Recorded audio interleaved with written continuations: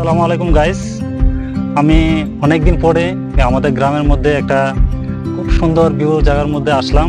বহুদিন পরে, প্রায় 10-11 বছর পরে এই জায়গাটা দেখে আমার খুব পুরানো স্মৃতির কথা মনে পড়ে।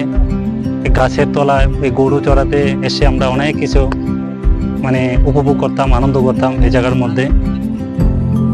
আজকে আমাদের কিছু ছোট ভাই বন্ধুকে নিয়ে আসলাম আপনাদের মাঝে।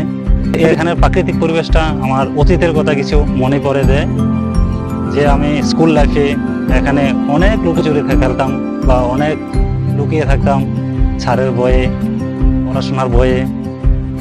কিন্তু আজকে দীর্ঘ 12 বছর পরে এই জায়গাটাতে আবার আসলাম আমার ছোট ভাই এবং ভাতিজাদারে নিয়ে।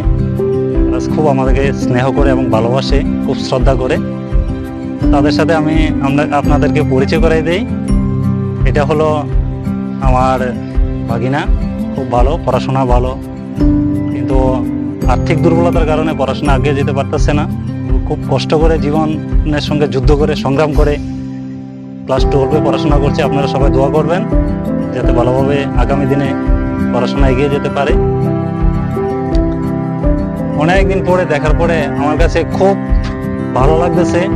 আজকে আসলাম, আপনারাও আসবেন, অনেক সুন্দর দেখে যাবেন আমাদের অক্ষনগরের এলাকার মধ্যে এত সুন্দর একটা ভিউ। যারা আসবেন অনুভব করতে পারবেন যে আসলে জায়গাটা কত সুন্দর, কত প্রাকৃতিক, সবুজ প্রাকৃতিক ঘেরা, একদম কত মনোরম দৃশ্য, সবুজ শ্যামলে ভরা।